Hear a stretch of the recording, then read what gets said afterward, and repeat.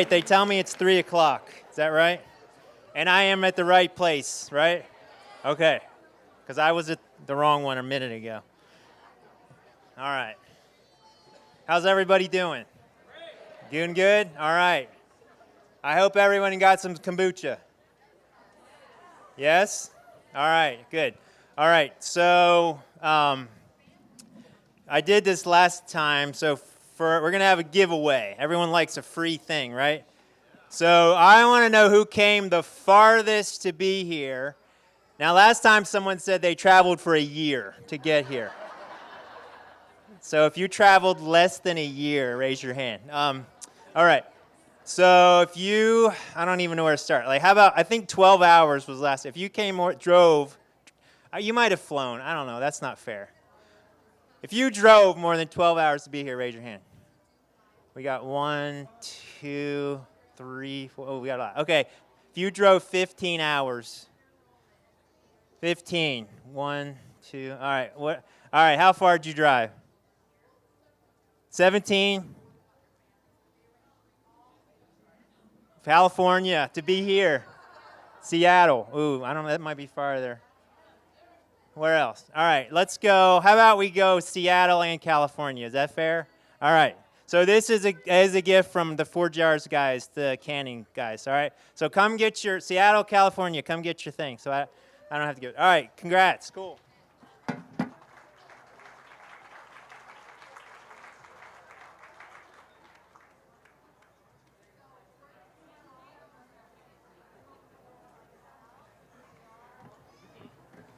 All right. We'll do another one in a little bit. Okay. So my name's Theron Hutton. I'm a physician. I own a practice we started a decade ago up the road in response to me being grumpy about how things were done with my patients and needing to either do it differently or go work at Home Depot and build houses, which we didn't find, or be a farmer, and that's all good. So now I'm doing both of those, run a clinic and trying to do some farming and learning a lot. So I figured out finally, he said it takes you 10 years to figure out. If you run a business, it takes you 10 years on average to figure out what you actually do. And I figured out what I actually do is I find people that are really smart and they know a lot about what they do, and I just ask them a lot of questions and learn and then try to integrate that into what I'm doing in my life and my knowledge base. I like to say I want my toolkit to be as big as it possibly can because I don't know what's going to walk in the door and what we're going to have to help with. So that's what I do. And then occasionally I learn enough to try to help somebody else. All right, so today we're going to talk about preserving your health, little play on words. So we're going to reviving the ancient practice of fermentation to preserve and restore health. All right, so fermentation, probiotics. Same rule as last time. If you have questions, raise your hand and then tap somebody else to get my attention to let me know that you raised your hand. So I'll do my best to look around. All right, so here's what we're going to do today. I've got an hour. We'll just take as long as we need to. We'll try not to go over. We'll leave time for questions at the end. And then we're going to have a special giveaway at the end. So pay attention, because if you learn something, then you may get another prize bag. All right. So we have current challenges with our health. I see them every day. I imagine you're familiar with them as well. All right, so how do fermented foods help answer some of the challenges that we face with our health? Can they? Do they have a role to play? And then how do we get started? So one thing about me is like I have got to keep things simple, right? I want to know the basics. I want to know how to get started. I want to know the baby steps. And so some of you are probably like fermentation experts and have written books and have like YouTube channels, and that's not me. So if you're here and that's good, you can teach us something, but I'm just like, give me the basics. What can I do? What's practical? What can I leave here and like start tomorrow and be helpful and useful, right? So that's where I come in. And then we'll leave time for questions at the end. Is that all right? Okay. Here we go. All right. So surprise, the current healthcare system, I've got that in quotes, because is it really about healthcare in the system? No, it's about what? Sick care, right? So if you're sick, they care. They care more if you have good insurance, don't they? Right? All right. So I'm pointing at myself too. I'm in the system some. So it's not healthcare, but sick care. It's broken. A lot of us know it. I've had a lot of conversations this weekend already about people who are frustrated with what's going on. All right. Now, here's the deal, though. Doctors, for the most part, they're good people. They have good hearts. They're just trapped in a system, and it's hard for them to see something differently, see a way out for a lot of reasons. So that's where we can help them. Thought someone had a question. All right. Okay. The current medical system is good at some things, right?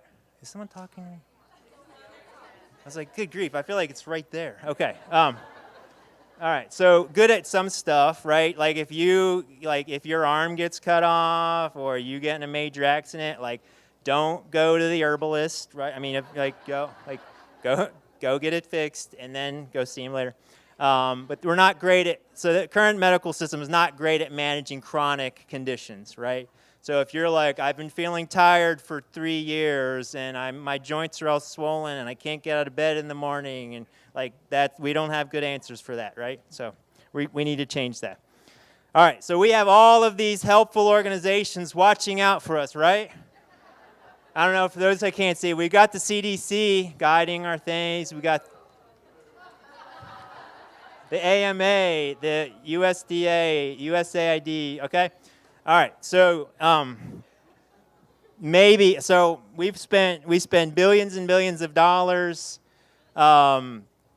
We have the best and the brightest minds working on things, and I've said this before, but my kids, I've got 8 of them, my kids' generation is the first generation that's not expected to outlive the generation ahead of them. First time in the U.S., right? That's tragic to me. We need to be getting better and better, not worse and worse. So something to me has got to change. We've got organizations, we've got money, but things are not turning out the way that we would think they should. So question is, who's in charge, right? Are they in charge or are you in charge, right? And I'm here to say that I want you to be in charge of your health care. Not me, not even me. I don't want to be in charge of your health care, okay? I'm never going to tell you what to do. So be the boss of your own health care. Now, you can use, including me, use specialists. Get their information. Figure out what they know. If you get referred to go talk to somebody. Go talk to the cardiologist. Go talk to them.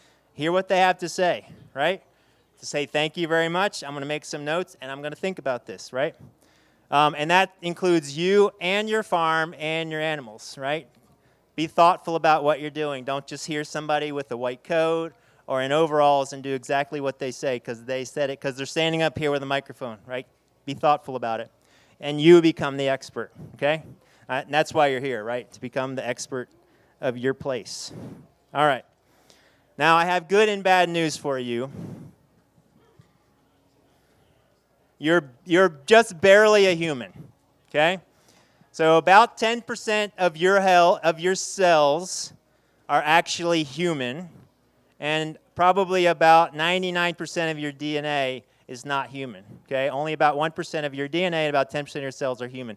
So what does that mean you're mostly made up of? You're mostly made up of bacteria, okay?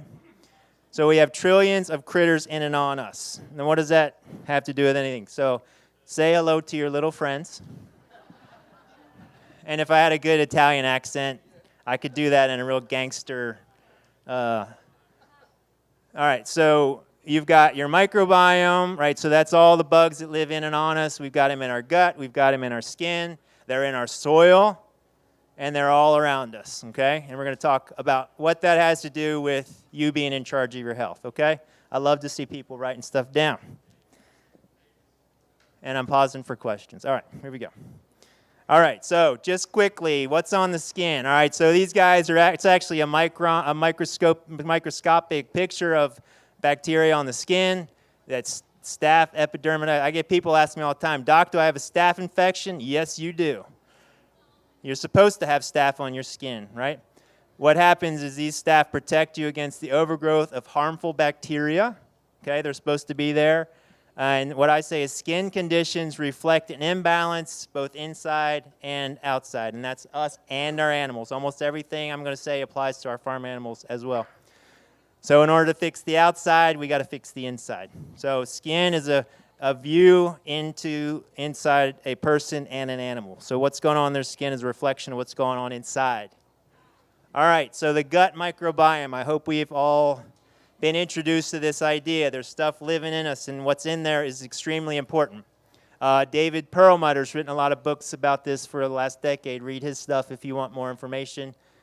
The gut-brain connection, okay? So information's traveling both from your brain to your gut, but also from your gut back to your brain. The vagus nerve is cranial nerve number 10. It's hiding out back here in the back of your brain, and it's sending signals related to information in your environment down to your gut. And then what's happening in your gut is getting transmitted back up through the vagus nerve into your brain. So things are going back and forth. So when you have an upset stomach, you can feel anxious. When you're anxious, you can have an upset stomach, right? So if you're going to go speak in front of 400 people that want to know what you have to say, you might have some butterflies in your stomach, and that's because of the vagus nerve. All right, what we want is diversity in our gut, right? Just like we want diversity in our crops, diversity in our farms, diversity in our animals. Monocropping, monoculture, monohusbandry doesn't work very well. Okay. A healthy gut protects against disease. It also helps to extract nutrients. It's very difficult for us to get all the nutrients out of our food when we rely only on ourselves. B12 is a good example of that. It's really tough to extract vitamin B12 out of our food. We need our bacteria to help us do that. And what's cool is more and more labs are allowing us to clinically evaluate this for both ourselves and our animals. So we can take a stool sample, we can send it off, we can figure out both how many bacteria there, how many different types of bacteria are there, if there's the right kind, if there's the wrong kind, and we can figure out often how to fix that, and it's really neat. Okay. Ferments around the world. This is a fermented seabird, all right? Doesn't that sound delicious? So this is kiviak. So this is from Greenland. So what they do is they catch seabirds with giant nets in the spring and summer, and what they do is they pack them in big bags. They cover it in seal blubber, and they stick them under a rock, and they open them on Christmas Day, and it's been fermenting for 6 months, and it's a delicious treat to them. So I'll bring some next time. Miso, right? Fermented Asian soy, sauerkraut, kimchi, and yogurt, just examples. So one of the things that we figured out a few years ago about yogurt is what happened is there is a bacteria I'll talk about called Lactobacillus bulgarii. And what we discovered is in one particular place in Bulgaria, there was actually a village on one side of a mountain and a village on the other side of a mountain. And what they did is they actually compared the two, and they figured out one side of the mountain was healthy and the other one wasn't so healthy. And they investigated and figured out what was going on. And what they found was the one on the one side that was healthy, they ate yogurt almost every day, and they were getting this Lactobacillus bulgarii, and they figured out that was what was keeping them so much healthier. And they controlled it by giving it to the folks across the other side of the mountain. Guess what? They got healthy too. So one single strain of bacteria their bodies were using to keep them healthy. And if you look at a lot of yogurts now, that's in there on purpose.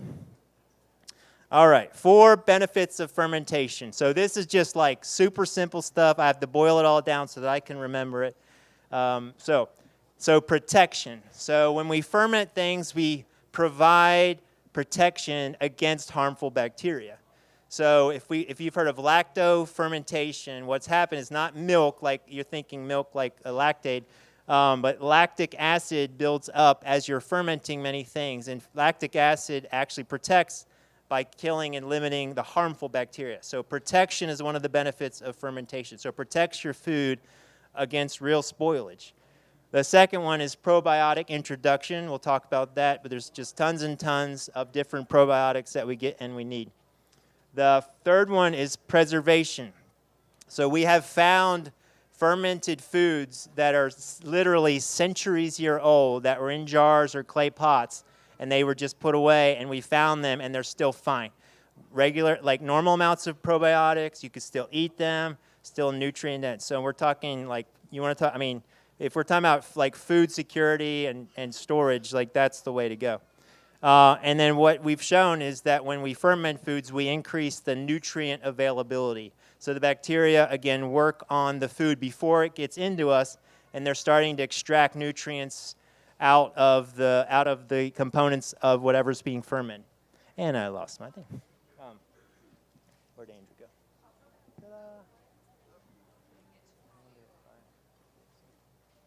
All right, we're back. Okay. So we've shown that, like cabbage, for example, if you eat cabbage, you get a certain amount of vitamin C. But if you ferment the cabbage, the amount of available vitamin C goes up about 20-fold just by fermenting it, right? So it's really cool. So 4 benefits of fermentation. All right, some science stuff. Ignore the picture I didn't put in. All right, so it's been shown in papers that most fermented foods have up to 1 trillion live organisms per gram, right? So gram's a tiny amount. So 1 trillion live. So most, like probiotics. So if you've taken a probiotic, how much probiotic are you going to get in a capsule? Like, if you're lucky, it might be 1 billion, something like that, right? So this is 1 trillion per gram, and you've probably not spent anything to get it. And what happens in our gut and in the food is competition. So the harmful bacteria and all the bacteria get crowded out by one another. So they're all competing for resources, they're all competing for nutrients, and so they keep each other balanced out. Again, just like a healthy ecosystem. Okay? And this is the the article that. All right. So I talked a little bit about fermented dairy. So kefir, however you want to say it, and then yogurt, a form of that. Kefir does not have to be heated. Yogurt often is. So here's just a couple of the bacteria that are known to be beneficial that you find in fermented dairy. Acidophilus, Thermophilus, Streptococcus, and then many others. And then we talked about this Lactobacillus bulgaricus or Bulgarii. All right. For animals. Okay, so it turns out animals need probiotics too, right? Which is not surprising. So it's been shown that animals who get fermented foods, probiotics, bacteria, they have improved digestive health. There's enhanced nutrient absorption. They have a strengthened immune system. They even have stress and behavior improvements, right? So if your animals are not behaving themselves, let's start fermenting some foods and see if that changes. And that includes like your pets too. And again, that's the same as people. And right now I want to talk about... All right, have you guys all seen these guys? So this is fermented alfalfa, right? So I got introduced to the idea of fermenting food for cows when we were living overseas. So where I was in equatorial Africa, they have a dry season and a rainy season, a dry season and rainy season.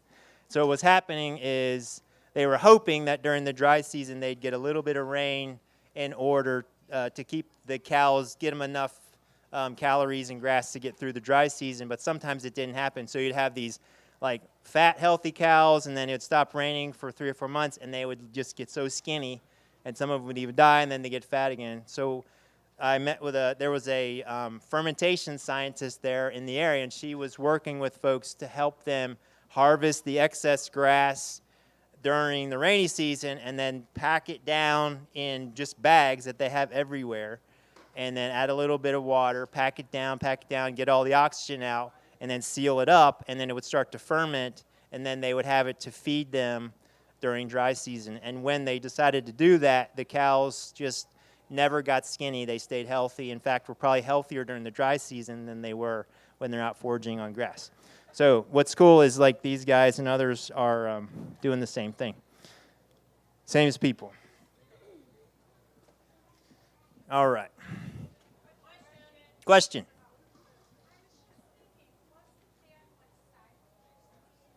Yeah, that's right. Yeah, how to make silage, exactly. Yep, I think I got a picture right there. Yep. Yeah, totally, silage, exactly. Yep. All right, so we talked about in Uganda, here we have fermented alfalfa, and it can cut costs. So a lot of times they actually need less feed. Why? Because they're getting more nutrients out of the... out of the food you're giving them. I don't know. Maybe it'll come back. I don't know. All right. Question. Yep. Say it again.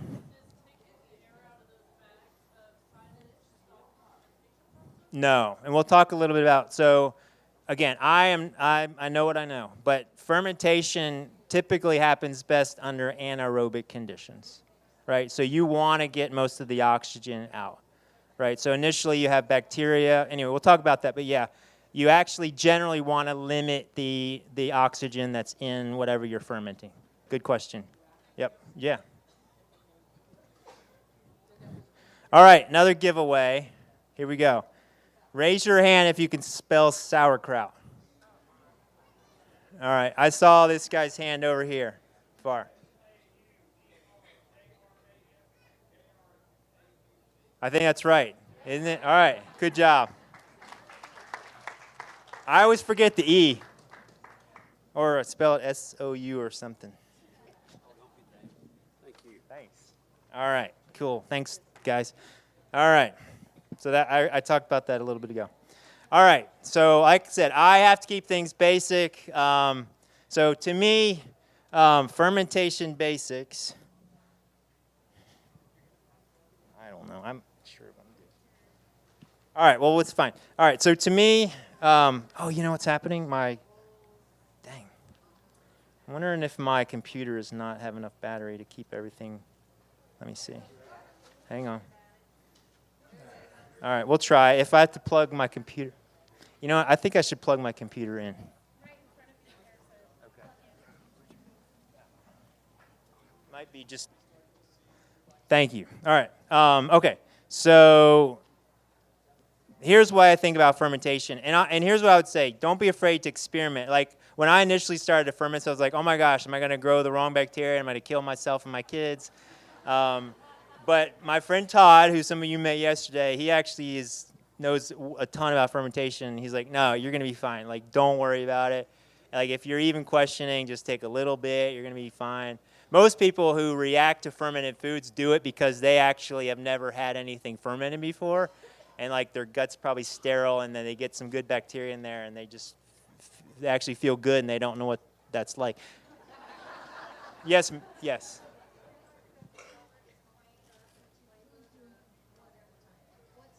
Could someone tell me? Does it matter if the yogurt's plain or? Well, so what I have experienced is in making yogurt. So was that your question? Oh yeah, I think after you make the yogurt, you can put just about anything you want in it. I mean, that's we did an Instapot, the cheat way, I guess, but. To me, if you're putting fruit or something good in your yogurt, it's only going to enhance it, to me. Yeah. Yep, for sure. Yep. Good question. All right. Good question. Yes?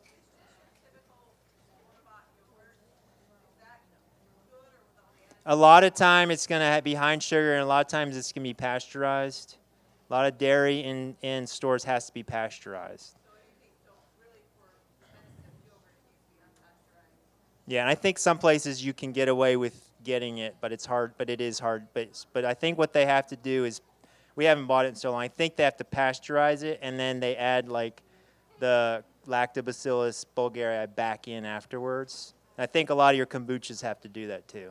So they have to pasteurize it to cut off the fermentation and control for everything, and make it safe. And then they add those bacteria that are approved back in. Yeah. Does that sound right? Does anybody disagree with that? Because I don't buy yogurt in the store, but yeah. Okay. Yeah, and they're trying. Yeah, so the longer you ferment something, obviously the more bacteria you're going to get in it, and they're usually trying to crank it out pretty quick, so they don't let it sit very long. So, yeah. Question. Who's a yogurt fermenter here? Yeah, I mean that's almost, and that's one of the cool things about fermentation is you've got, like, it's kind of neat. It's like a community effort. Like, yeah. So sometimes I think if it's not pasteurized, you can use it as a starter. Yes. So they recommend collect the whey from the yolk from your, drink the whey. Yeah. So whey is a fantastic starter. So you can use the whey to as a starter. Yeah. Good questions. All right. Awesome. Okay, so to me, when I'm thinking about what and I literally, we will try to ferment almost anything. I had some amazing, eccentric friends in med school, and they actually fermented chicken one time and made chicken beer, which you can imagine was interesting. And I ate it, and my lips swelled up. But I don't know why I tried chicken beer, but they said, try this. So I said, sure. So the way I'm thinking about fermenting things, so there's 4 or 5 things that you have to sort of control for, and they're not complicated.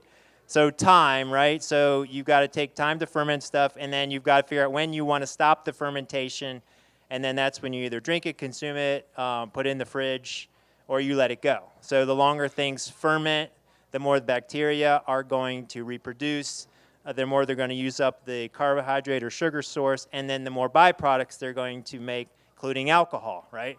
So some of you I know what you're thinking. You're like, hey, honey, can we start fermenting stuff at home for a year, right? Like honey. Let's ferment honey for a year, see what happens. You got to control temperature and light, right? So these have to be, at the right temperature. They get hot, they will speed up. They get cold, they slow down. That's why we have refrigerators. You've got to control oxygen, which is what we're talking about. So we typically don't want things aerobic. We want anaerobic conditions, so that's low oxygen. We got the bacteria have to have something to eat, some sort of carbohydrate, sugar, honey, something, fruit, something like that. And then we have to control moisture a little bit, okay? Is that good? And if we do that, we can ferment anything. This is cool. Even chicken. All right. So here's how, again, like this first thing I did. Lacto-fermentation, super easy, right? So to me, it's like, how can I start with lacto-fermentation? All right, so we've got, I think these are lacto-fermented. This is I think a stew preparation. We can do, and the cool thing is, again, right, so storage, right? So if this is fermented, I don't care how long. Like I literally have fermented okra that I'm pretty sure has been on my shelf for 7 years because, like, what do you do with okra, right? You just, I moved to Tennessee. I was like, I want to grow okra. I want to be like a southerner, and I planted like 25 okra plants, and my kids are like, seriously, Dad? We had okra coming out of our ears. You don't need a lot of okra plants. I learned. They just keep going. And then they're only good, that one day, right? It's like, it's not ready to pick, and then the next day it's like hard and fine. And you're like, dang it, you missed it. Fermented, so jellies. All right, so how do we lacto-ferment stuff? Super easy, right? So basically, I think I talk, yeah. Okay, so basically anything like a vegetable, a fruit, anything with a little bit of sugar in it, or you can add something, honey or some sugar if you have to. You need salt, and that's to pull the water out, right? So that's controlling for your moisture. Something sealable, and again, you're going to have to keep an eye on it because sometimes you're going to have to, they make special fermentation lids that will off-gas for you, or you can pay attention to them for a while and burp them, off-gas them yourself. Generally, you want them in a temperature-controlled dark place, and then you want to keep them covered in something, right? You want to limit the oxygen. So lacto-fermentation is something you're going to typically just use water. So basically, we got something you want to ferment, vegetables, carrots, cabbage. You've got water, you've got salt, right? And you just put salt in your veggies, chop them up, mix them up, grind them up, salt to extract the water, pack them into your jar. Use some big cabbage leaves or something else to put down on top so that no oxygen gets down in there, and you just seal it up. And you're done, right? As long as that is submerged in water so you're not getting the oxygen. Now you've lacto-fermented, right? So they will start gassing, you'll start seeing bubbles form, and that'll keep forever. Questions about that one? Easy, right? Okay. Yeah. Room temperature, basically, 70, 75, 80. Yeah. You can speed it up by getting them hotter, but yeah, good. Yes. I usually just like do it. So I knew I had that question as I'm doing this, and I don't. So generally, what I'm doing is like if I have a big heap of vegetables, I'll do like a pinch of salt. Yeah, yeah, yeah, yep, about that. That's how my grandma did it. Just threw it in there. Yeah. So you'll know because the water will start extracting out of them after about a day. You'll see the water starting to come out. Yep. I do. Yeah. Yep. Mix it all up. Yep. Well, I don't let the water come out. I just mix it all up in a thing and then pack it like a bowl, and then I pack it into the jar. And I'll put my cabbage leaf on top, seal it, and then I'll watch it. A lot of times there's enough water already, but if not, I'll just top it off just to cover it. I would, if you can. Yeah, I don't want to kill anything if I can help it. Yeah. Good? Easy. So just try it, right? Get a jar, get some lids. All right. Okay. Kefir we talked about. All right. Here's an easy one that I love. All right. So who's done garlic honey fermentation? Yes. So amazing, right? Tons of benefits. Garlic is like a superfood. Honey's a superfood, and you put them together and ferment them. It's like you're good. Like you've got everything set.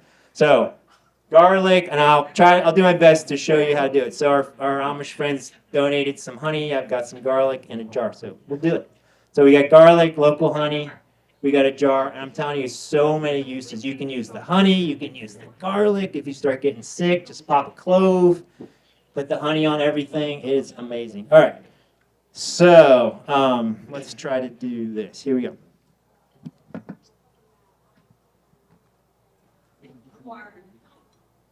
All right. So you don't need a fancy resealable jar, but these sure are handy, right? You can use a basic one. Screw on, and then I just steal the.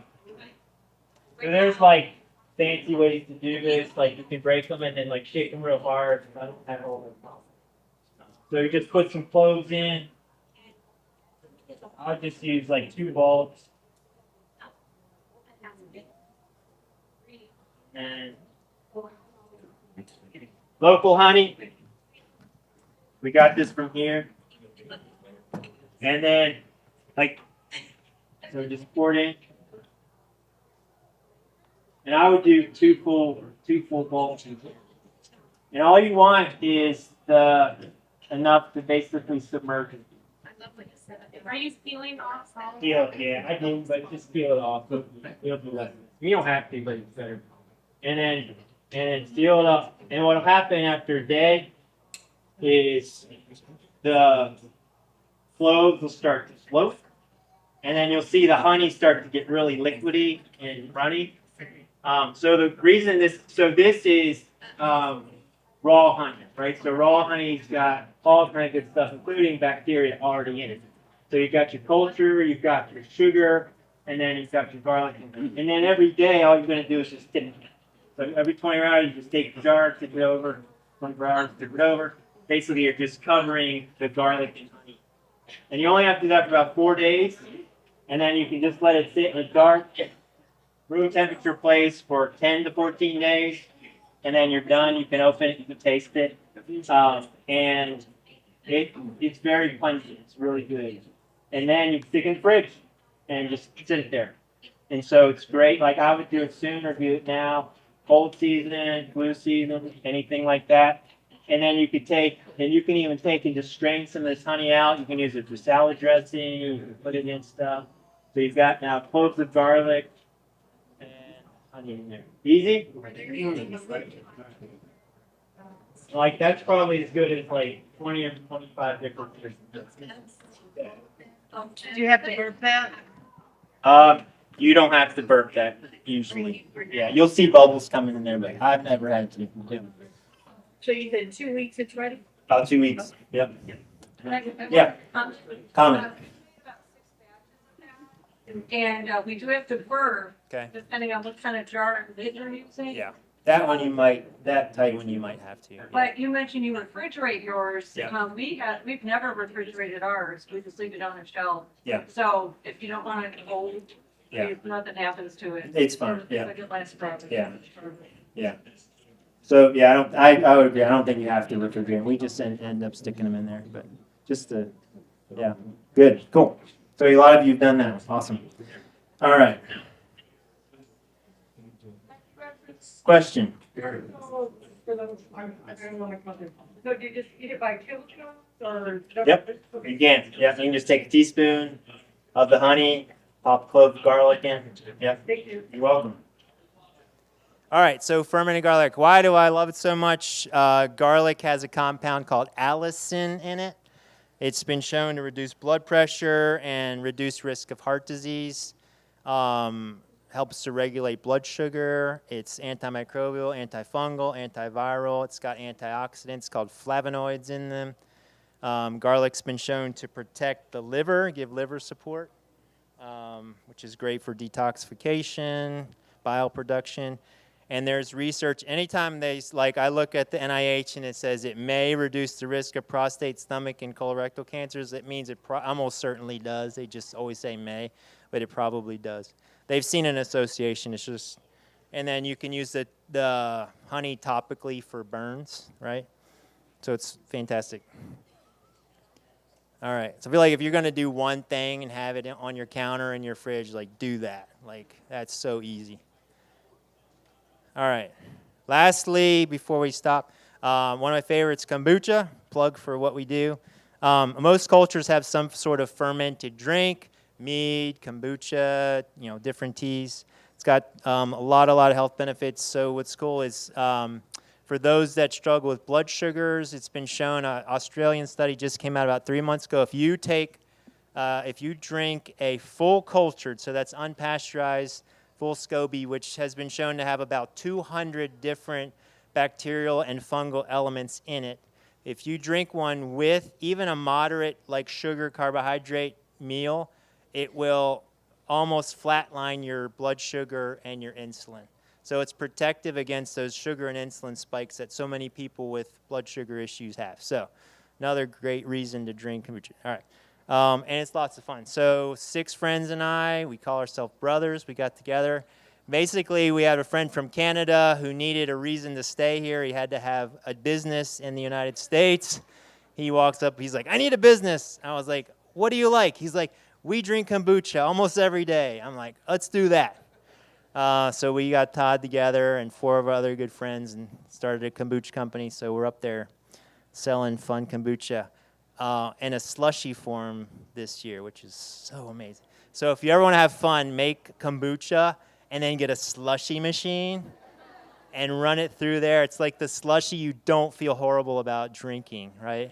Because the only sugar is in there is fermented honey. So good. Yes, question?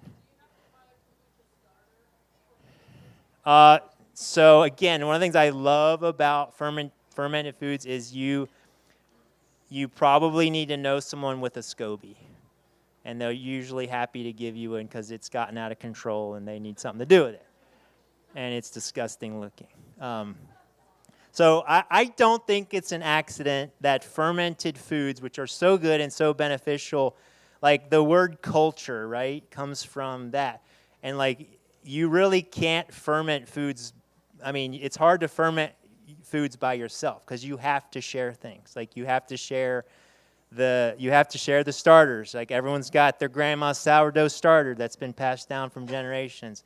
Everyone gets a SCOBY from the crazy lady that started making kombucha 15 years ago with all the cats, right? But she was right, and yeah, now we're all drinking it. So and have honestly side note, but it's important. Have fun doing this. The number one thing that I see in my patients when they come in, they have gut issues, they're tired, things are going off the rails. They haven't had fun in a long time. So, story about that real quick. There's a measure called heart rate variability, and I have my patients check this. So it's the beat-to-beat difference in your heart rate. So we always think, including me, all through med school, I thought your heart's supposed to, a good regular heartbeat, that's a sign of someone that's healthy. But actually, when you breathe in and breathe out, your heart rate should speed up and then slow down, and speed up and slow down. And the rate at which it does that's called heart rate variability. And new fancy watches and stuff can tell you what that heart rate variability is. And the higher, the better. So when we're low, that means we don't have a lot of variability. When it's high, we have a lot of variability. So if your phone or your thing check, it's interesting to look at. So I had a patient that came in, and she was all over her health. Like, she was dialed in. She knew what and when and where she ate, and she slept and tracked everything and wore a glucose monitor and she knew everything about her health. And she knew her HRV. She knew her heart rate variability. She was like, Doc, if I do everything perfectly, it's like 40 or 50, which is actually pretty good. Like, I see people in the 20s, and I'm like, we got to work on that. And it's a reflection of where your autonomic nervous system and stress response is. If you're in fight or flight, your HRV drops. If you're not in fight or flight and your parasympathetic nervous system kicks in, your HRV goes way up. Well, I was like, all right, do this, try this, try this. She came back about 3 months later, and she was happy, and I was like, tell me how things are going. She's like, guess what? I got my HRV over 100, which is like almost unheard of. She was like, it was like 112, which is super good. And I was like, what'd you do? Did you sleep real good? Did you exercise? Did you go for a walk? She's like, nope. I called up some old roommates, and we went out, and we partied all night, and we drank too much. And I was like, seriously? She's like, yes. The next day, my HRV was 112. Now, take that for what it's worth. But I'll have to say there's a lot to be said for joy and having fun, right? Does that sound reasonable? Okay. All right. So it's related to that. Choose your friends wisely, because did you know you share germs with people? So the people you're around, you actually exchange microbes. So you want healthy friends. We've shown that people who don't know each other and then get to know each other, their microbiological profile starts to look similar, which is super cool. So if they have healthy germs, like, find people that you think have healthy germs, and then go be their friends. Like, call them up and go party all night and drink. All right. I'll take questions, but in parting, here's what I say to my kids.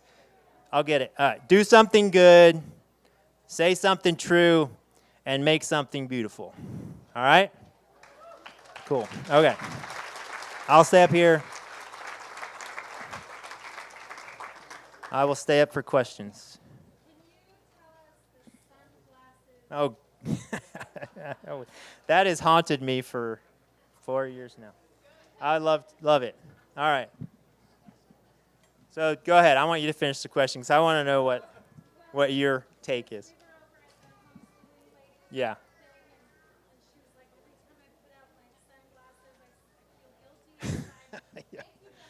Yeah.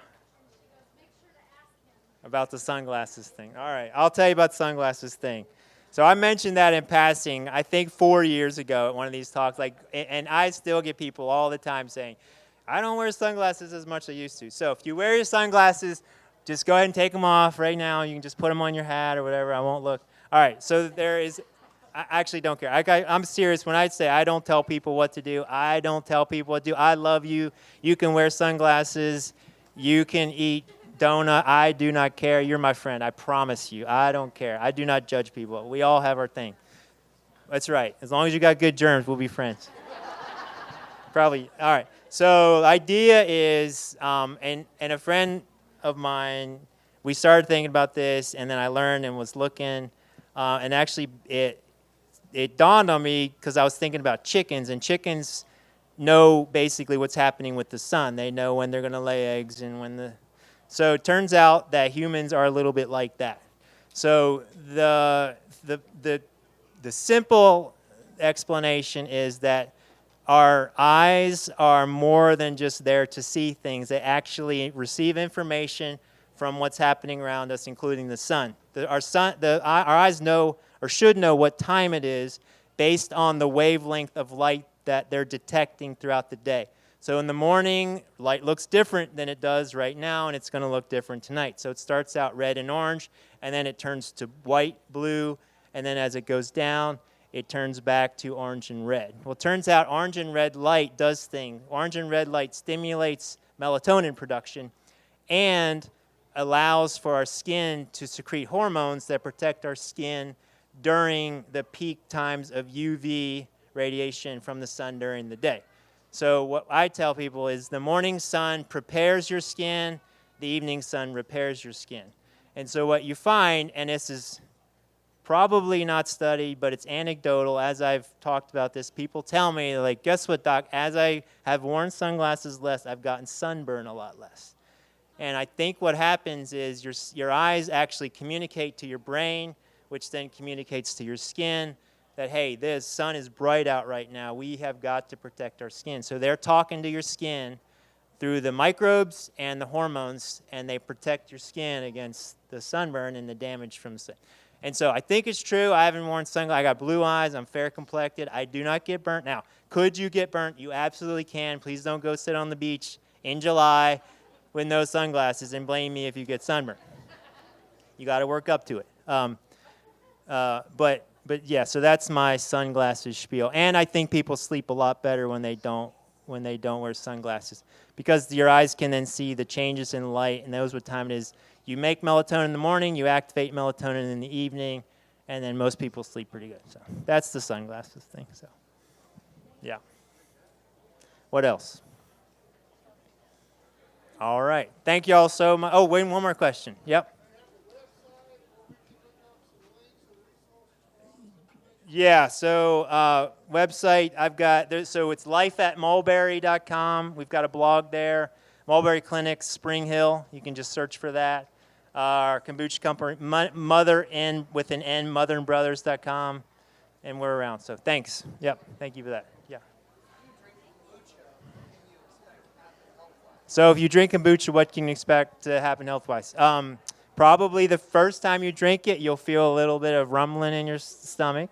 So we tell people to start out really small, like 2 to 4 ounces at a time. So we only make like 8 or 9 ounce bottles, so we say about half. So a lot of people, again, all of the benefits we talked about with animals and people. So there's a strong association with many chronic health conditions, blood sugar regulation, digestive issues, mood improvement, sleep improvement, all kind of good stuff. So thanks. Good question. Yeah. Okay. Thanks.